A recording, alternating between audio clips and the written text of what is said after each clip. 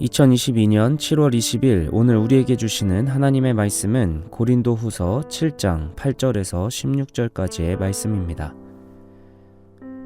그러므로 내가 편지로 너희를 근심하게 한 것을 후회하였으나 지금은 후회하지 아니함은 그 편지가 너희로 잠시만 근심하게 한 줄을 알미라. 내가 지금 기뻐함은 너희로 근심하게 한 까닭이 아니요 도리어 너희가 근심함으로 회개함에 이른 까닭이라. 너희가 하나님의 뜻대로 근심하게 된 것은 우리에게서 아무 해도 받지 않게 하려 함이라. 하나님의 뜻대로 하는 근심은 후회할 것이 없는 구원에 이르게 하는 회개를 이루는 것이요 세상 근심은 사망을 이루는 것이니라. 보라, 하나님의 뜻대로 하게 된 이 근심이 너희로 얼마나 간절하게 하며 얼마나 변증하게 하며 얼마나 분하게 하며 얼마나 두렵게 하며 얼마나 사모하게 하며 얼마나 열심 있게 하며 얼마나 벌하게 하였는가. 너희가 그 일에 대하여 일체 너희 자신의 깨끗함을 나타내었느니라. 그런즉 내가 너희에게 쓴 것은 그 불의를 행한 자를 위한 것도 아니요 그 불의를 당한 자를 위한 것도 아니요 오직 우리를 위한 너희의 간절함이 하나님 앞에서 너희에게 나타나게 하려 함이로라. 이로 말미암아 우리가 위로를 받았고 우리가 받은 위로 위에 디도의 기쁨으로 우리가 더욱 많이 기뻐함은 그의 마음이 너희 무리로 말미암아 안심함을 얻었음이라.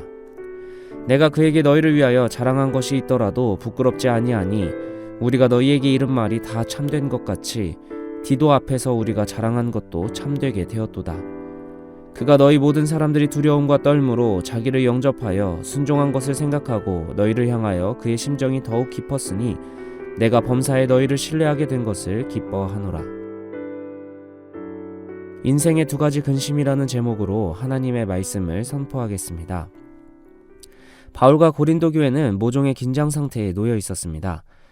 바울에게 아픈 손가락 같은 고린도 교회는 바울이 눈물로 방문해도 쫓아내고 갈등 국면이 계속되었습니다. 바울은 다시 디도 편에 편지를 보내면서까지 고린도 교회의 타락 상태에 대해 끊임없이 권면하였죠. 편지를 담당한 디도와 드로아에서 만나려 했지만 만나지 못하자 바다를 건너서까지 마게도냐로 가서 결국 디도를 만납니다. 그때 디도를 통해 들은 소식은 고린도 교회가 회개하고 거룩과 영적 열심을 회복했다는 좋은 소식이었습니다. 이 소식을 들은 바울은 얼마나 기뻤을까요? 바울의 그 기쁜 마음을 토대로 오늘 본문을 함께 묵상하고자 합니다. 우리의 인생이 정말 근심 걱정만 없으면 훨씬 가볍고 행복하게 살 텐데 생각보다 근심 걱정이 쉽게 없어지지 않습니다. 오늘 말씀의 키워드는 근심이라고 할 수 있습니다. 바울은 오늘 반복해서 근심이라는 단어를 사용하지만 그 근심은 한 가지의 근심이 아니라 두 가지 양상이 있다고 말합니다. 오늘 우리에게 어떤 근심이 있는지 그리고 우리 인생에 필요한 근심과 버려야 할 근심이 무엇인지 분별하는 말씀과 기도의 시간이 되시길 소망합니다. 오늘 8절과 9절에 바울은 편지로 고린도 교회를 근심하게 한 것을 후회하고 있었습니다. 그러나 후회하지 않고 오히려 지금은 기뻐한다고 말합니다. 바울은 다양한 문제로 가득 찬 고린도 교회에 쓴소리를 담은 편지를 보냈었습니다. 그 편지가 혹여 성도들의 마음을 아프게 한 것은 아닌가 걱정을 한 것이죠. 마치 부모님들이 아이를 혼내고 괜히 혼냈나, 더 좋게 말할 걸 그랬나 후회하는 마음과 비슷해 보입니다. 그러나 바울은 이제서야 고린도 교회를 근심하게 한 편지의 내용이 자신에게도 기쁨이 되었다라고 말합니다. 왜냐하면 고린도 교회 성도들을 불편하게 하고 근심하게 할까봐 걱정했던 그 편지 덕분에 고린도 교회가 다시 회개했기 때문입니다. 그러면서 바울은 생각할 만한 거리를 우리에게 던져줍니다. 바로 근심의 두 가지 양상입니다. 10절에서 바울은 하나님의 뜻대로 하는 근심 그리고 세상 근심 두 가지 근심을 나눠서 이야기합니다. 두 근심의 차이는 회개와 후회입니다. 회개와 후회는 공통적으로 과거의 잘못에서 비롯됩니다. 그러나 그 방향성은 정반대입니다. 후회는 과거의 잘못이라는 늪에 빠져 허우적거리는 이미지라면 회개는 과거의 잘못에서 돌이켜 전혀 다른 방향으로 나아가는 이미지에 가깝습니다. 후회와 회개 모두 과거의 잘못된 점을 인지하는 데서 시작하지만 그 결과는 확연히 다른 것입니다. 바울은 후회와 회개가 전혀 다른 근심에서 비롯된다라고 말합니다. 먼저 하나님의 뜻대로 하는 근심이 있습니다. 그리고 세상 근심이 있습니다. 하나님의 뜻대로 하는 근심은 후회에 빠지지 않습니다. 후회는 끊임없이 왜 그렇게 했지? 그러지 말걸 죄책감에 빠지게 합니다. 바울이 죄책감과 후회에 빠지는 세상 근심을 가리켜 사망을 이룬다고 하는데 그 이유는 무엇일까요? 죄책감은 말 그대로 자기가 죄를 책임진다라는 것을 의미합니다. 결국 예수 그리스도가 나의 죄를 맡아주시고 감당하셨다라는 복음을 인정하지 않는 또 다른 인간적인 교만의 모습이 바로 죄책감입니다. 후회와 죄책감에 빠지게 하는 세상 근심은 복음을 거부한 인간의 교만입니다. 그래서 사망을 이룰 수밖에 없는 것이죠. 죄책감은 사람을 살리는 겸손이 아니라 오히려 하나님으로부터 멀리 떨어지게 하는 사망의 길인 것입니다.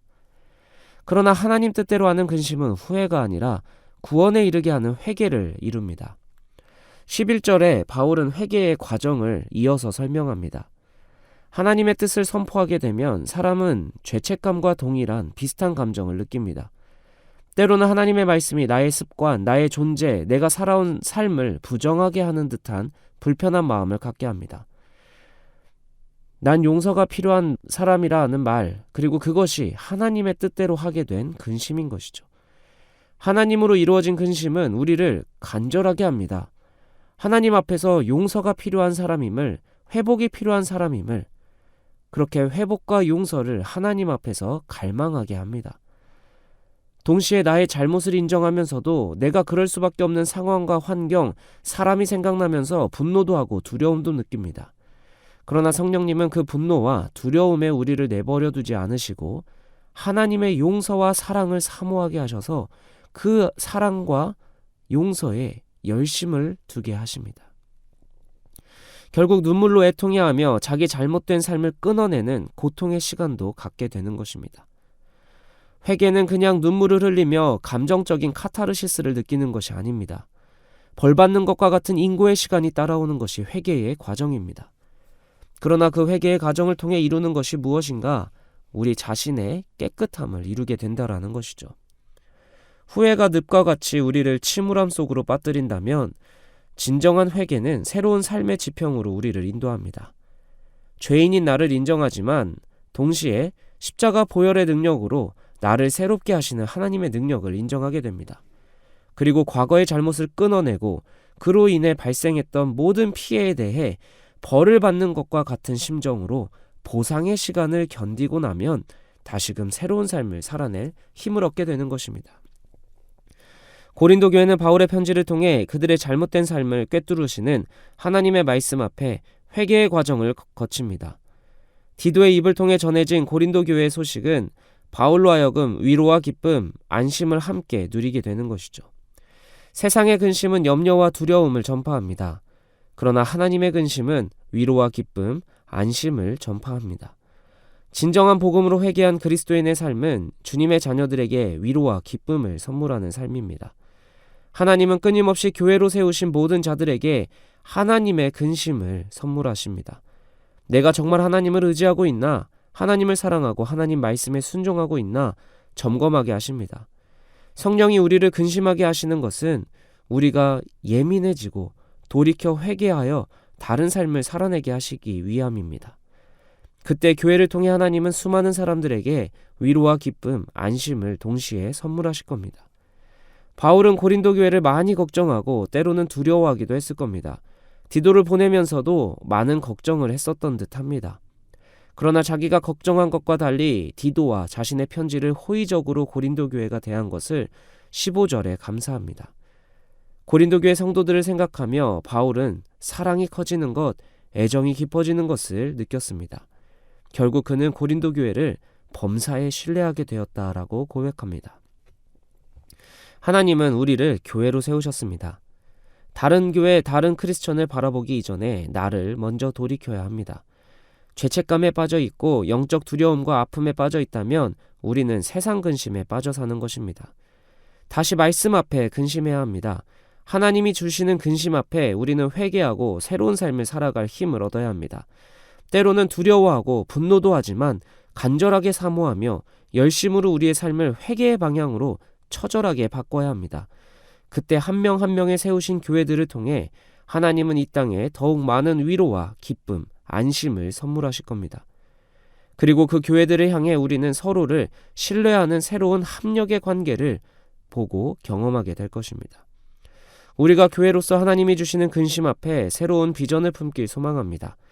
기도의 자리에서 후회가 아닌 회개가 이루어지는 삶, 그 삶을 통해 구원과 기쁨, 위로와 안심을 이 땅에 선포하는 교회 되길 소망하며 주님의 이름으로 축복합니다. 함께 기도하겠습니다. 하나님, 과거를 생각하면 내가 왜 그랬을까, 그러지 않았으면 더 좋았을 텐데 하는 후회가 몰려옵니다. 그러나 죄책감과 후회가 나의 발목을 붙들지 않게 하시고 처절하게 회개하는 삶을 살게 하옵소서. 그 삶 가운데 위로와 기쁨, 안심을 서로에게 선물하며 서로가 서로를 더 신뢰하는 하나님의 공동체에 일어나가게 하옵소서. 우리의 모든 죄를 감당하시고 새 삶을 선물하신 예수 그리스도의 이름으로 기도합니다. 아멘.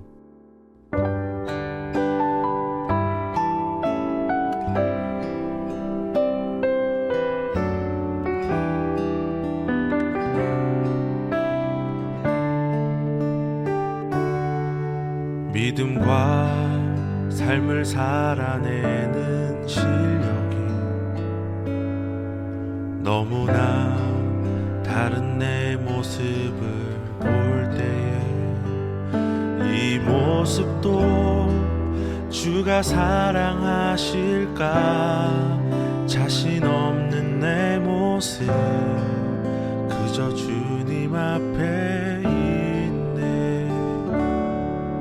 나 같은 자도 사랑하여 주시고 한 번도 나를 떠나지 않으셨네. 아픔 속에 주를 작게 여긴 날 꾸짖지 않으시고 내 손 잡아주시네. 오직 주님 안에 두려움 없네. 고난을 통해 날 만드심을 믿네. 주님만이 내 모든 것 되시네. 주의 강한 손 날 붙드시네. 오직 주님 안에 소망 있네. 내 삶을 통해 영광 받으실 주님, 주님만이 내 모든 것 되시네. 주의 선하심 나 노래하네.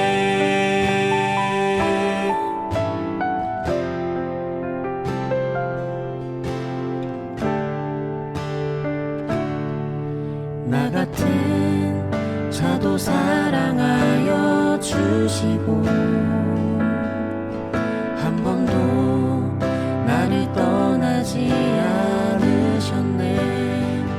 아픔 속에 주를 작게 여긴 날 꾸짖지 않으시고 내 손 잡아주시네. 오직 주님 안에 두려움 없네. 고난을 통해 날 만드심을 믿네. 주님만이 내 모든 것 되시네.